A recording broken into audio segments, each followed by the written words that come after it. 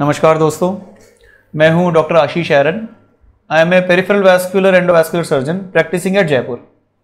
आज हम बात करेंगे एक बहुत ही गंभीर बीमारी के बारे में जिसको कहते हैं गैंग्रीन। गैंग्रीन होता है हाथों और पैरों में ब्लड सप्लाई का कम हो जाना या फिर हाथों में ब्लड सप्लाई का कम हो जाना। जैसे कि हार्ट में ब्लड सप्लाई कम होने पे हार्ट अटैक हो जाता है, ब्रेन में ब्लड सप्लाई कम होने पे पैरालिसिस या लकवा हो जाता है, वैसे ही हाथों और पैरों की नस भी कोलेस्ट्रॉल जमा होने से, स्मोकिंग के कारण, निकोटीन के यूज़ से, टोबैको के यूज़ के कारण ब्लॉक होती है। कुछ हेरिडिटरी कॉजेज से भी ब्लॉक होती है। और जब ये नसें ब्लॉक होती है तब पैरों का गैंग्रीन होने लगता है या फिर चलने पे दर्द होने लगता है पैरों में। ये बीमारी हमारे राजस्थान में बहुत कॉमन है क्योंकि स्मोकिंग पॉपुलेशन काफ़ी ज़्यादा है हमारे यहाँ और डाइट भी हमारा काफ़ी इरेगुलर है।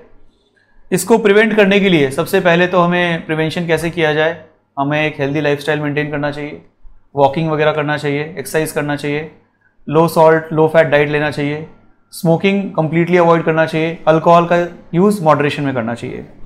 लेकिन अगर कोई पेशेंट ये महसूस कर रहे हैं कि उनको चलने में दर्द हो रहा है या 10 कदम चलते हैं, 100 कदम चलते हैं, आधा किलोमीटर चलने पे उनको बैठना पड़ता है और सिर्फ पैरों में ही मेजर दर्द उनको होता है, इसके लिए उनको मिलना चाहिए एक पेरिफेरल वैस्कुलर व एंडोवैस्कुलर सर्जन को। पेरिफेरल वैस्कुलर सर्जन ही वो ट्रेंड सर्जन होते हैं जो इस बीमारी को डायग्नोसिस से लेके, अगर सर्जिकल मैनेजमेंट है तो वो, या फिर एंडोवैस्कुलर स्टेंटिंग करनी है तो वो, या फिर अगर कोई पार्ट खराब हो चुका है, काला हो चुका है तो उसको एम्पुटेशन करने से लेके उसको कैसे घाव को भरा जाए, रिहेबिलिटेशन तक करते हैं। पेरिफेरल वैस्कुलर सर्जन इस चीज़ में स्पेशलाइज्ड होते हैं और वो इस चीज़ के बेस्ट रिजल्ट देते हैं क्योंकि उनको इसके मोडेलिटीज़ ऑफ डायग्नोसिस सारे पता हैं।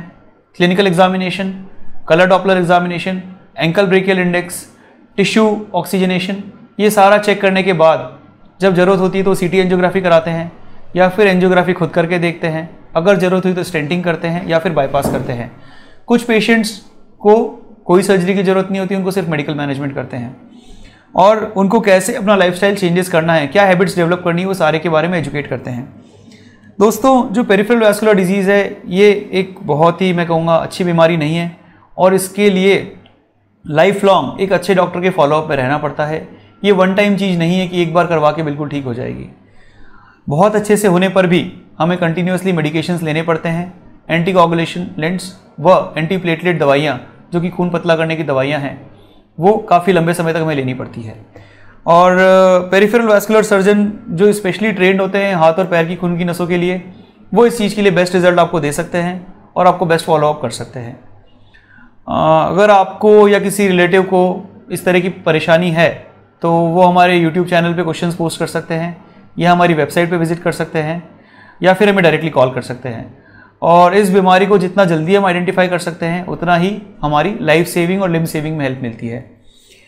जितना हम पैरों को बचाएंगे उतना ही लाइफ भी बचेगी, बिकॉज जब आदमी का पैर को काटने वाली नौबत आ जाती है, उसका चलना फिरना रुक जाता है, तो उसकी लाइफ एक्सपेक्टेंसी भी कम हो जाती है। तो मैं तो यही कहूँगा कि limb saving is equal to life saving. अपने पैरों का ध्यान रखिए, ख्याल रखिए।